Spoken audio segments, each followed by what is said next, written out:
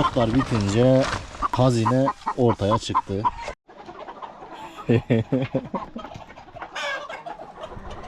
Selamünaleyküm arkadaşlar. Hoş geldiniz. Gelin şöyle bir tokalaşalım. Haydi bismillah. Çiftliğe indim. Bugün çiftliği açmadım. Biraz geç geldik. Keçilerimizi dışarı çıkartayım hemen hızlı bir şekilde. Tavuklar bayağı bir acıkmış. Dur. Durun bakalım. Ne oldu peynir? Gezmek mi istiyorsun sen? Gel. Gel yaz. Ha. Çok mu sıkıldın kız? Gel. Bademle gel çık. Tavuklar girmesin. Badem. Yapışkan ot. Nereden gelmiş? Badem.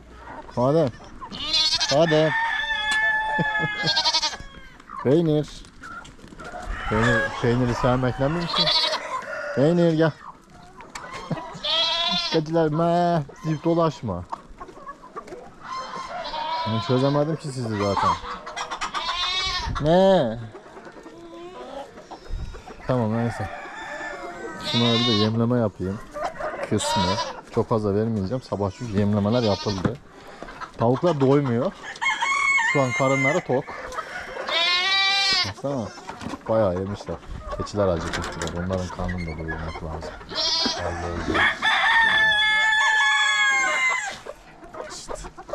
Bu tavuk var. 3 tane aslan var.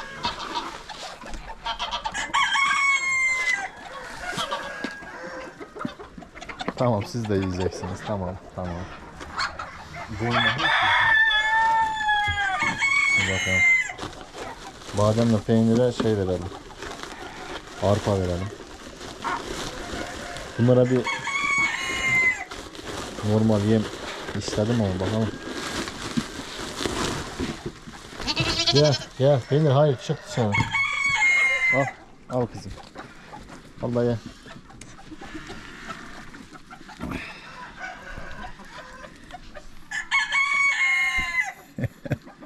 Badem aynı zeytine benzedi ya. Bak izin vermiyor baba. Bak kendi yiyor. Onlara izin vermiyor. Badem. Biraz da peynir yesin. Badem bir dur. Yavaş. Bak. Siz diyeceksiniz ki geniş bir kap yok mu? Evet haklısınız. Şu an gözüme kestiremedim. Verecektim de. Şurada yesez. Ye. Sen hepsini yemeyeceksin. Gerisinde tavuklar yer. Şimdi annesinin gülesi çok koyu. Bademin şurası daha açık kahverengi. Tıpatıp annesine benziyor. Küçük farklılıklar var. Ama çok tatlı. Hiç bakma bana. Tamam. Sizin işiniz bitti.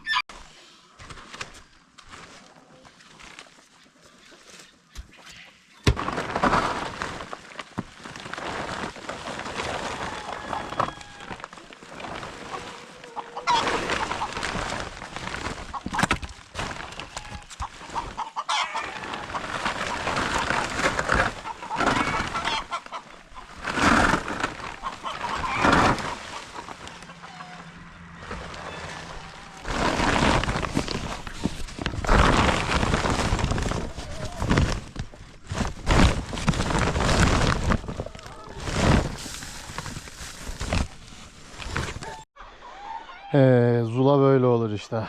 Önden ot alıyorum sürekli. Keçilere verirken bir baktım. Tavukları sürekli görüyoruz bir yerlere girip yumurta saldıklarını. Ama bir türlü yerini kestiremiyoruz. İlla ki zamanla oluyor böyle şeyler zaten. Otlar bitince hazine ortaya çıktı. Çok güzel yumurta salmışlar bu arada. O bir tane burada var.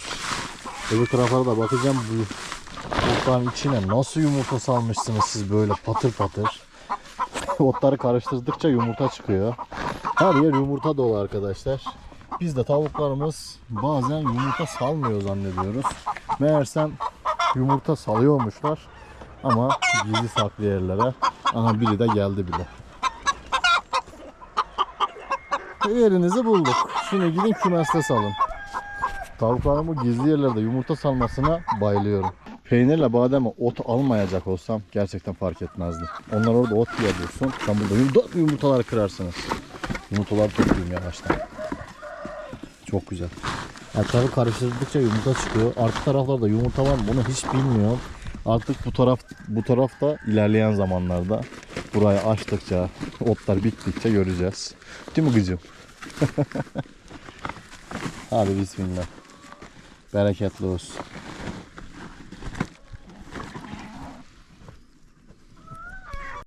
Yumurtaları topladım ama kaç tane olduğunu saymadım. Neyse bak şimdi de. Tavukları gözlemliyorum. Buraya gelen tavuklar belki burada yumurta salanlar olabilir. Ama böyle içeri doğru da yine bir hareketlerim var görüyorum. Da kanıtlayamıyorum durumu. Allah Allah.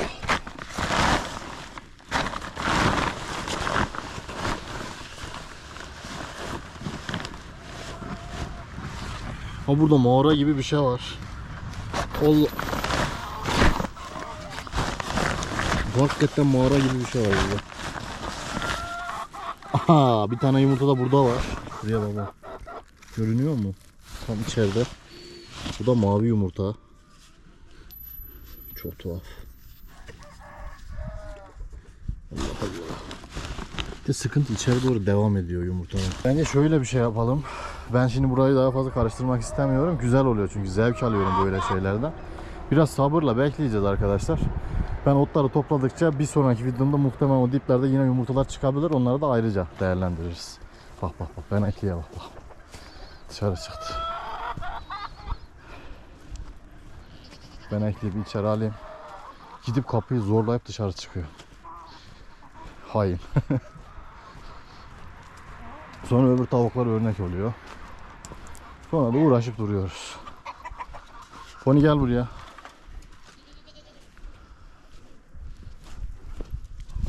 Hadi. Hadi.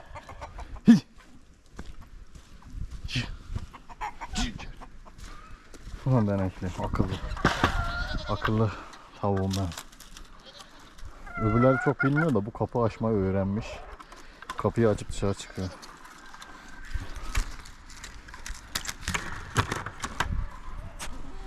Çok akıllısın. Çık hadi bakalım. Şimdi çık da görün.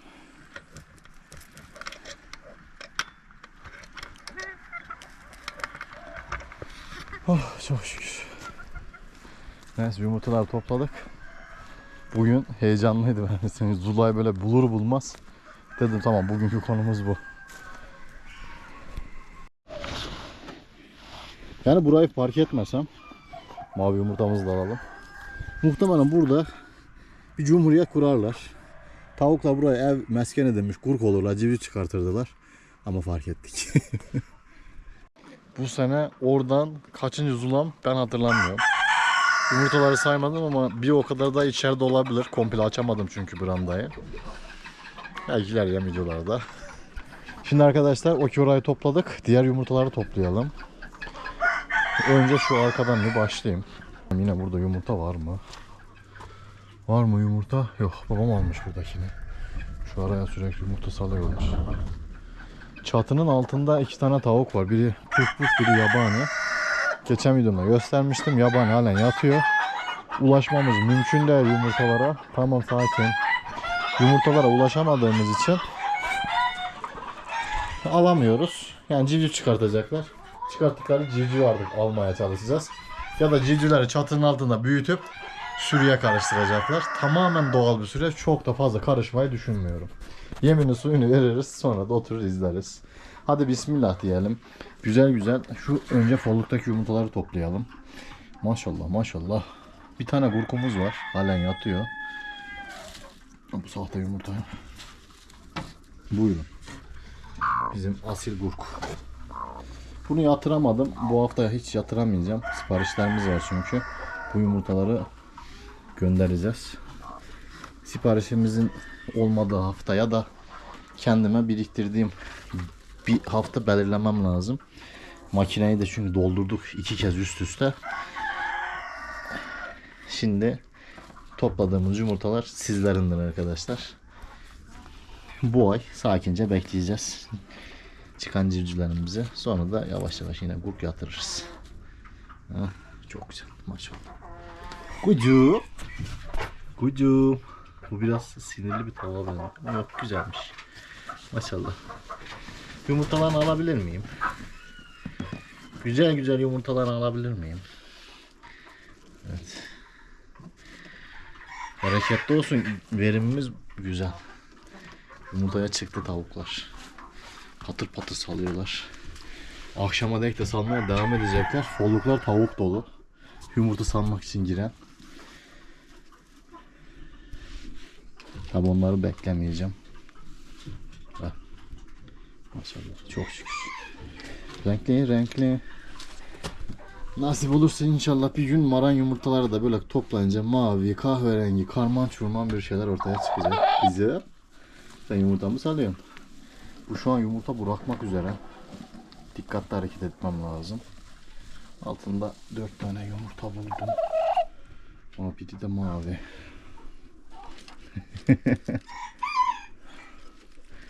Maşallah. Kızı. Kızı. Kız arkada bir şiş. İki tavuk mu? Tüyler nasıl yumuşak senin ya? Senin tüyler nasıl yumuşak kızı? Yanakların kızlarım. Neyse. O 3 tane burada var. Bunları da aldık mı? Aldık. Şu yumurtanın birinde tırnak izi var. Bir dakika. Şuraya bak. Fabrika hatası. Olabiliyor. Ah, hamdolsun. Güzelce yumurtalarımızı topladım. Kaç tane olduğunu saymadım. Sayan arkadaşlar varsa aşağı yorum düşebilirler. Buradaki tavuklarıma da bir teşekkür borçluyuz değil mi? Teşekkür ederim çocuklar. Yumurtalar sizin mi? Çok fazla rahatsız etmemek lazım. Şimdi üzerlerine gidip sevmek istiyorum. Uzaktan sevmek daha iyi. Onları da huzursuz etmek istemiyorum. Şu an girmişler içeri. Rahat rahat oturuyorlar. Tamam, sakinim. Bulaşmıyorum size. Şu an sadece şurada bak Türkan, Klimney, Brahma, Porselen Ligori'nden kalma Isabel Ligorin, Mavicilerden Americano, Americanus, Lakenwalder, sayıyorum bak Sussex bile var şu genetikte, Ayam Cemane. Şurada da oturan arkadaşlar da yani. Karışık sürü yumurtalarımızdan muhteşem farklı civcivler de alabiliyorsunuz. Alttan gelen nesil birbirine çaprazlanmış, süslü bir nesil. Yani ne çıkacağı belli olmaz. Çıkan da sizi emin olun üzmez arkadaşlar. O yüzden sizler de karışık sürü kuluçkalık yumurtalarımızdan istiyorsanız yorum kısmına doğru inerseniz görürsünüz. Şimdi civcivlerin yanına geldim. Biraz da onlara bakalım. Biraz ürküyorlar. Civcivler çıktıktan sonra, kafes aldıktan sonra yemlerini sularını verip çok fazla uğraşmayız.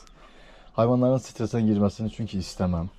Şimdi onları yakinen gözlemlemeyeceğim. Şöyle uzaktan birazcık bakınıp kaçalım biz. Ayrım yaptım. Civcivleri ayırdım. Siyah ağırlıklı olan sürüyü öbür kafese aldım. Oradan da satmaya başladık bile. Bugün 5 tane gitmiş. Babam öyle dedi. Maşallah. Güzeller. Çok tatlı hayvanlar var. Siyahları da buraya aldım. Serama ile birlikte. Buradaki siyahlar ve seramalar, serama satılık. Bir 5 tane gitti, orada bir herhalde ki 10 tane daha var. Onlar da gider bugün yarın. Yakın çevreye genelde veriyoruz. Uzaklar içinse arkadaşlar yine makineyi doldurdum. Çıkım olunca yine oradan da seçeceğim. Bu sefer tabi sadece siyah seçmeyeceğim. Farklı da seçeceğim. Yumurtaları atlayacağım. Kayısılar çiçek açmaya başladı. Artık yaz geliyor. Hava çok yumuşadı. Huzur arttı. Ortam yeşillendi. Bizim burada yeşillik çok yok çünkü tavuklar budayıp gidiyor arkadaşlar. Yani var alttan bir bitki örtüsü var, çıkmaya çalışan. Çıkmak için mücadele eden bir bitki örtüsü var ama tavuklar patos gibi. Sürekli eşinip, sürekli yemlendikleri için buranın kalabalıklığını görüyorsunuz değil mi? Birazcık şöyle ettiler. Yani toprak daha fazla yeşillikten. Tavuğun olduğu yer böyledir. Oradan o tarafa full yeşildi. Kupkuru oldu. Şuradan şu an ağacın gölgesi de vuruyor. Hamdolsun. Şükürler, muhteşem bir manzara, dağla birleşmiş. Oradan bu tarafa full yeşil zaten. Bu yeşillik de şimdilik yetiyor bu sürüye. Toprağını yiyorlar, yeşilini yiyorlar, taşını yiyorlar. Ortamın tadını çıkartıyorlar. Rabbim sizlere de burada gördüklerinizin daha güzellerini nasip eylesin. Sizlerden de bizlere de bol bol dua bekliyoruz. Umarım daha güzel ortamlara geçiş yapabilmek için. Mevzu bu arkadaşlar. Tavuğun girdiği yer çölleşir. Çünkü hiç durmuyorlar. Eşinip duruyor. Sürekli köklerini çıkartıyor çünkü otlar da büyüyemiyor. Tavuğun olduğu yerde kolayla hiçbir şey olmaz. Tavuğun çünkü gübresi çok asitiktir. Tavuk gübrelediği zaman çok yoğun yakar. Her yeri yakar. Bitki çok fazla yetişemez. Yani orantılı vermelisiniz tavuk gübresi. Tavuğun bulunduğu yerde hiçbir şey yaşamaz. Karıncadan tutun da böceklerin hepsini hangisi olursa olsun yaşamaz. Yılan bile giremezken tavuk kümesine etrafta başıboş fare bile dolaşamaz. Ve unutmayın ki bu gördüğünüz canlılarımız kendi vahşi doğalarında gelen işte kartaldır, çakaldır, tilkidir. Hepsinden %97 oranla kurtuluyorlar. Yani bu bilimsel bir şey. Gidip bakabilirsiniz. Şimdi bizim kendi kümes hayvanlarımızda koku çok fazla oluyor ama bunlar kendi vahşi doğasında kokmuyor arkadaşlar. Hayvanlar çok sakin, sessizler aslında. Ağaçta da pinerken diğer vahşi hayvanlar bunları hissedemiyor, göremiyor. O yüzden de çoğundan kaçıyorlar. Bir de çok uyanıklar baktığınız zaman. Üstten bir güvercin kartal uçsa bütün sürü birdenbire alarm verip kışı bitirdi. Kışın bu kadar dağınık göremedim sürüyü. Özlemişim. Yani her yerde bir pati, bir pençe dolaşıyor. Her yerde tavuklar var. Böyle kümesimi birlikte dolaşalım diye. Anlatmak istediğimi anlayacaksınız. Nereye baksanız birileri dolaşıyor. Bir yaşam, bir döngü oluşmaya başladı. Yaz işte o kadar güzel. Ki hele de bizim için tavukçuluk yapan arkadaşlar çok iyi böyle. Biz sıcağı severiz. Hayvanlar da sıcağı sever. Daha da üretken olurlar. Bakın her yerde hayvanlar var ve dolaşıyorlar. Bu taraftaki mesela ekip hiç öbür tarafa gitmez. Gidip bunlar çimlenmiyorlar, yemlenmiyorlar. Burada takılırlar. Zamanında burada yeşildi bu arada, şimdi kuru. Keyifleri burada. Değişik. O konuyu mesela çözemiyorum. Belli bir kısım yeşilliğe hiç gitmiyor. Hep buradalar. Oradaki kısım da buraya gelmiyor. Sabah yemleme sırasında bile açtığında direkt yemlenmeden yeşilliğe koşuyorlar. Bu psikolojiyi seviyorum tavuklardaki. Hepsi birbirinden farklı. Dengesiz hayvanlar. O yüzden mutlu ediyor beni. Cüce koçinlerim, isvençlerim, seremalarım. Bunların da kuluçkalık yumurtaları şu an mevcut arkadaş. Bugün oynamayacağım sizinle. Şimdi sizinle bir kekiklerin kafesine bakalım. Uzun zamandır birlikte kekiklere zaten bakmıyoruz. Bir göz atalım birlikte. Sakin.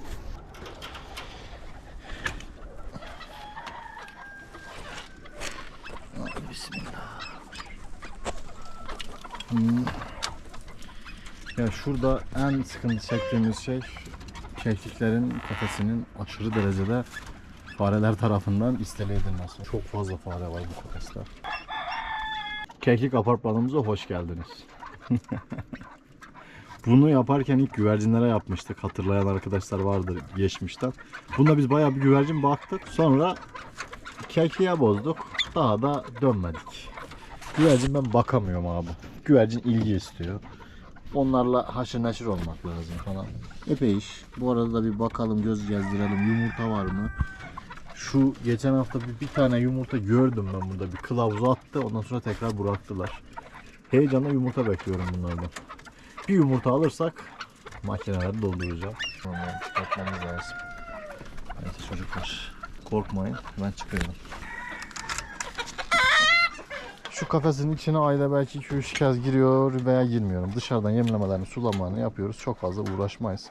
Onların sesi yeter, görüntüsü yeter. Dışarıdan izliyorum. Ama çoğu kez de videolarda sizlerle paylaşamıyorum. Haklı olarak. Sizler de soruyorsunuz durumu, vaziyeti. Bekliyoruz. Yumurta olunca yumurta toplamaya gireriz. O zaman da bol bol gösteririm sizlere.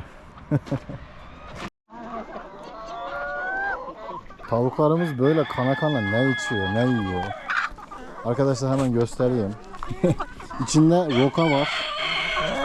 Yeşillik olarak. Birazcık su ekledim. Yaş ekmek mayası var. Bir de birazcık pul biber var. Bu kombini yap, hayvanlarıma veririm. Arada bir veririm böyle. Nasıl seviyorlar gördünüz mü? Bunu yemle de karıştırabilirsiniz. Bir sürü etken var da. Ben böyle veriyorum. İyi oluyor. Böyle arada göstermek istedim. Yapmak isteyen arkadaşlar olursa bu tarifi uygulayabilir. Yaş ekmek mayası bir kapsül. 5 litre suyun içine atıyorsunuz. İyice çalkalıyorsunuz. Köpürüyor. İçerisinde işte yeşillik, yem. Sizin artı aklınıza ne gelirse onu atabilirsiniz. Hayvanların gurk olmasını ve yumurta verimini artırmaya yardımcı oluyor. İsteyen kullanır. Çok basit bir yöntem. Her markette de bulursunuz yaş ekmek mayasını ama fazla vermeyin. Haftada sadece bir kez en fazla. Ayda 2 kez falan veriyorum ben. Çok durumu kötü olan bir sürü için haftada bir yeterli. Badem ve peynire ot vereceğim. Kuru otumuzu da ayarlayalım. Kara pisliğim benim can. Bir daha yumurta salmış mıdır? Aradan birkaç saat geçti yani. Yok, salan yok. İyi. En azından salmamışlar. Bu kadar yeter. Fazla vermeyeceğim. Fazla verince yemiyor, zayi ediyorlar. Bunlar yersiz. Şunlar çıkar. Şunlar gider. Heh. Girdi al. Tamam. Onlar girdi, onlar çıktı. Yemimiz de tamam. Şimdi yavaştan kümesteki şu an rutin işim bitmek üzere. Her şeyi tamamladık. Hayvanları yemledim, tekrardan bitirmişler yemi. Tavuk doyar mı? Doymaz. Hep soruyorlar. Sabah akşam yemleme yaparım. Onu da söyledim. Merak edilenlerden, ben altlık kullanıyordum eskiden. Tavukların altını artık kullanmıyorum. Neden? Alttan hava alan bir sistem yaparız. Tavukların kendi dışkısı zaten altlık olur. Haftada bir temizlik yaparız. Buraya farklı bir altlık sürdüğünüz andan itibaren, yani özel var işte, kedi kumları var mesela çeken, onlar haricinde. Böyle böceklerin üremesi için aslında yer vermiş oluyorsunuz. Bitin pirenin saklanması için bir ortam oluşturmuş oluyorsunuz. Yani hayvanların sadece gübresi olsa o kadar fazla haşarı olmaz içeride. Öyle diyeyim, anlayın siz. O yüzden yıllardır altta kullanmıyorum. Daha mutluyum. Daldırıyorum altını. Temizliyor, bitiriyorum. Aklıma gelmişken şu gurkları bir kontrol edelim. Bizim tavuk halen civciv çıkartmadı. İnanılmaz. Asiller merhaba. Bu kümese girdim mi kendimi farklı hissediyorum. Çünkü biliyorsunuz Harikalar Diyarı burada başladı. Burada büyük bir kümes vardı. Yıktık orayı, ondan sonradır. Şimdi asil kümesi, yarın öbür gün şurada 2 tane kuzu olabilir. Ya da başka bir hayvan, bilmiyorum. Bakacağız. Şimdi gurkları bir kontrol edip ses dinleyelim. Gurkta ses yok. Burada da bir tane tavşan var, erkek. Öbür erkekler, öbür tavşanlar, erkekler hepsini canını sıkıyordu diye çıkarttım. Burada da yine tavuğumuz var. Bu biraz gecikti mi, bana mı öyle geliyor?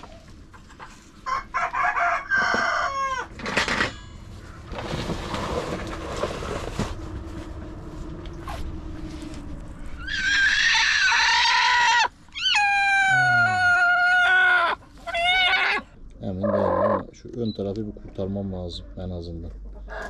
Kendisi çıkması için. Bir bakayım. Benim canım benim. Çok da güzel bir civciv var. Maşallah. Evet.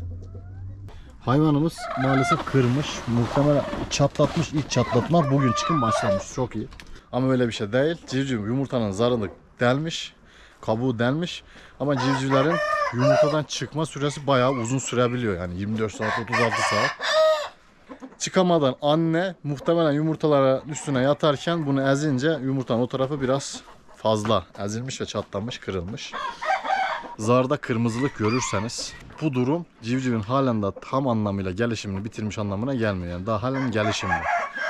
Bu da yarın sabaha kadar sürebilir. Tam gelişim biter, bütün kırmızılık gider zarın üzerindeki. Hepsini çeker, sonradan çıkar. Yani yumurtayı kırıp nefes almak için kendine bir yol açıyor. Sonradan gelişimini tamamlayana dek yumurtanın içerisinde durmaya devam ediyor. Şu an o yüzden müdahaleyi yarıda bırak. Kendisinin çıkması daha sağlıklı. Şu vaziyette hayvanı çıkartırsam daha sorun olabilir. O yüzden beklemeliyiz. Evet, bir sonraki işimiz ise bıldırcın kümesi.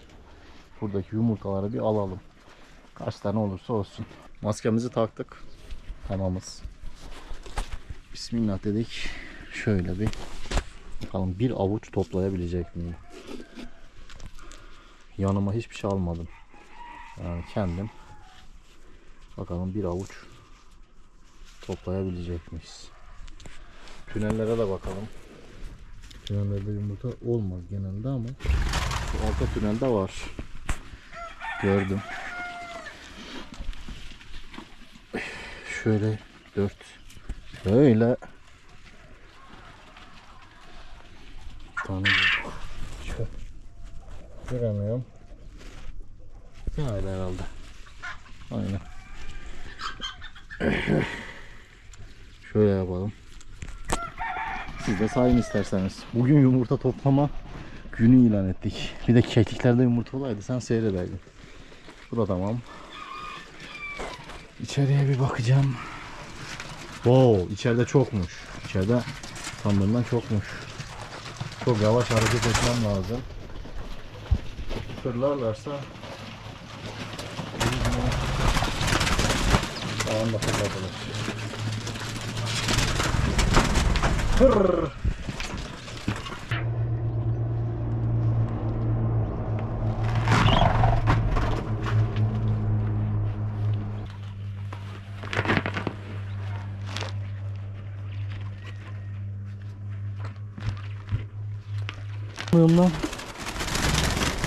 Çok fazla. Bir avuçtan fazla yumurta topladık. Bakın. Harika değil mi? Evet, civcivimiz halen çıkamamış ama gelişimi tamamlamış. Tavuğumuzun altında hemen aldım. Çok şükür. Biraz güçsüz bir civciv. Umarım hayata tutunabilir. Ben kabuklarını temizleyip annesinin yanına bırakacağım. Canım benim. Evet. Yavaş yavaş. Sakin sakin. Hoş geldin. Canım benim. Yine yardım ettim. 3 taneler devam edecek mi çıkım onu bilmiyorum. Yumurtaları kontrol etmek lazım. Bugün aslında hiç çıkması lazımdı ama acaba yumurtalarda boşluk mu var? Ha biri de yeni kırıyor, tamam. Bugün de bekleyeceğiz mecburen. Muhtemelen akşama kadar geri kalan civcivler de çıkacaktır. Yarın ve de öbür gün tam civcivler çıkınca burada onları gezerken yeni bir videoyla sizlerle olacağım arkadaşlar. Yumurtaları topladık. Bıldırcın yumurtalarımız da tamam. Normal yumurtalarımız da tamam. Buradan bulduğumuz yumurtaları da direkt eve çıkarttım. Burada karışırsın istemedim. Bir sonraki videoda görüşmek üzere. Kendinize çok iyi bakın. Hoşça kalın. Bay bay.